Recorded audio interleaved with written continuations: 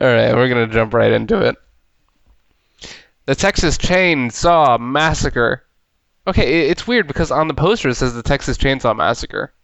But in the Yeah, I don't actual know where movie, you it's get the this from. Chainsaw Massacre. I feel so bad for that chain. It saw so many things. The Texas Chainsaw Massacre. Have you guys seen the sequel? The Texas chain gets counseling. Stupid.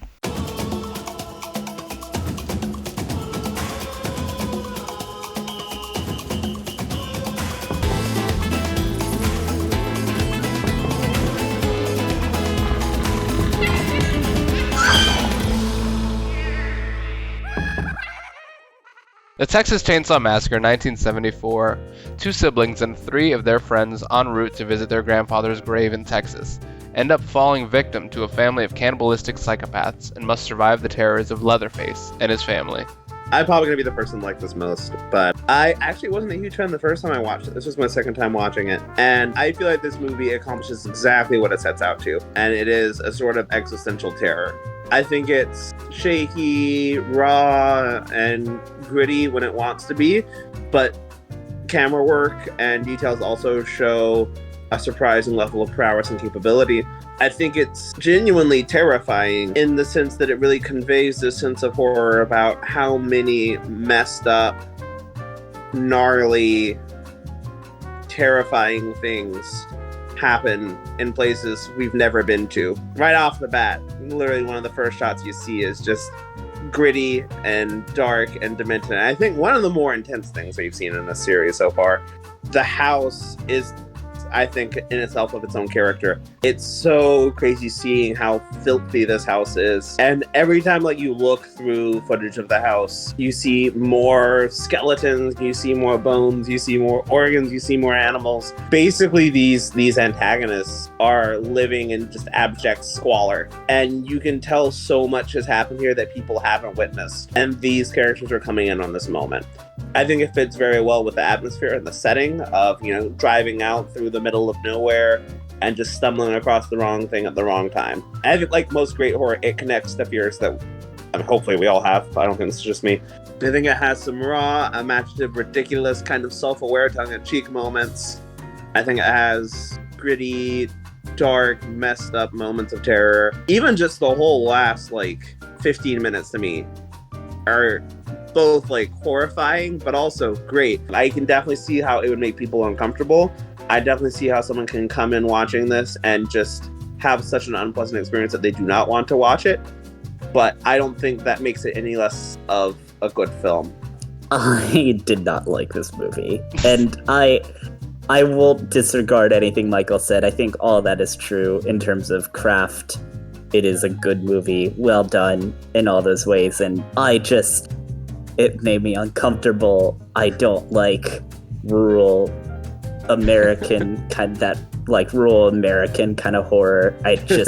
Everyone's so sweaty and sticky, and it's just so demented, and I did not enjoy a single second of this movie. And that was entirely subjective. It's just me, I'll say it, but I did not like this movie one bit.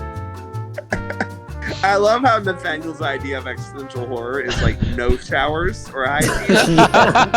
I'm like, what demented things lie in the darkest recesses of our society? You're like, everyone's sweaty. I wouldn't want to be there. It's hard. Overall, I think it's really well done. I feel like it sets out what it's meaning to do, where it makes you do it makes you feel uncomfortable on purpose. Tobe Hooper, the director, has said that he set out to make a PG horror film, which is why he relies mostly on implication. I've been talking to the MPAA, asking them theoretic questions like, how do I get a G rating and hang a girl on a meat hook? And they would say you can't.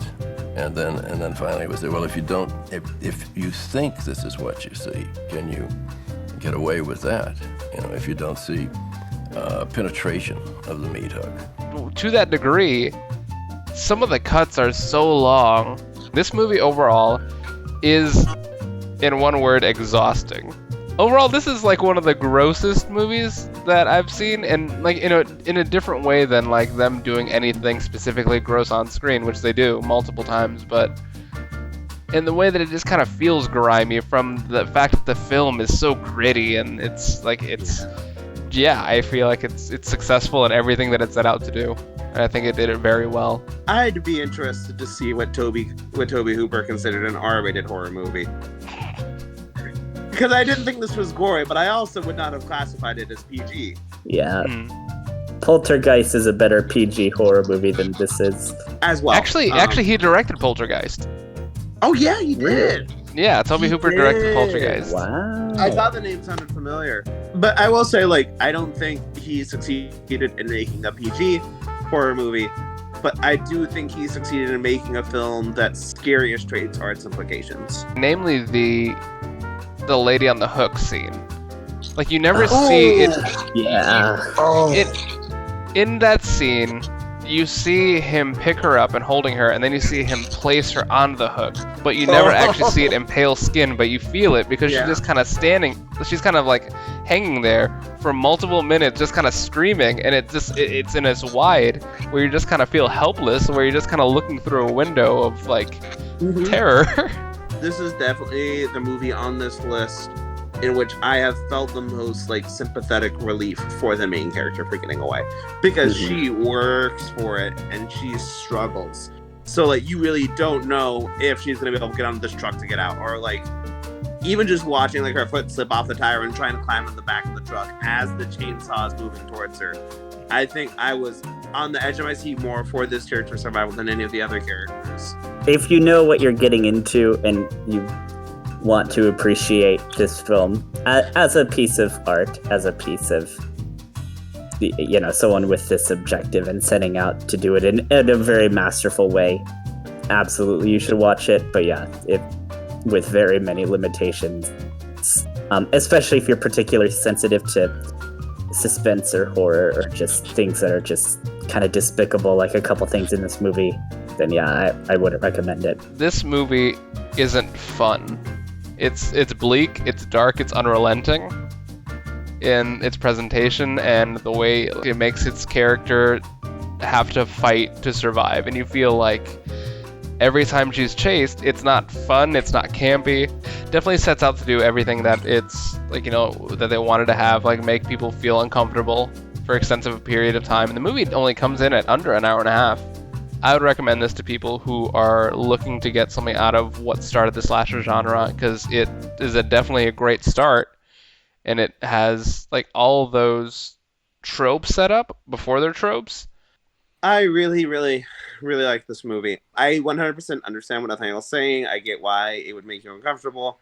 And with that, I think I would have to put a hard limitation on whether or not I recommend it. I say if you're trying to come in just for a spooky, atmospheric horror movie, just to be, you know, spooked a little bit, don't watch this movie. This feels to me like what I think Blair Witch Project was to a lot of people.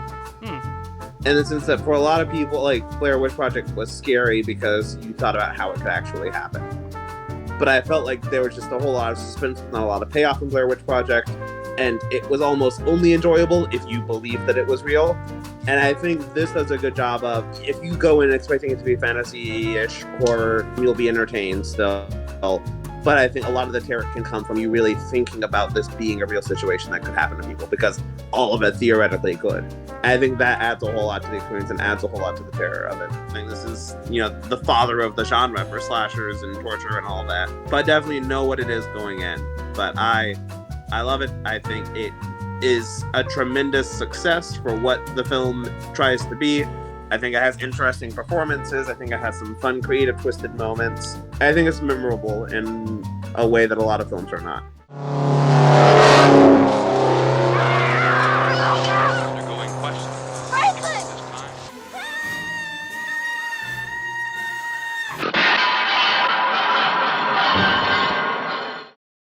What we got coming up next is one that's actually more tongue-in-cheek than this one, so it's going to be a little less bleak.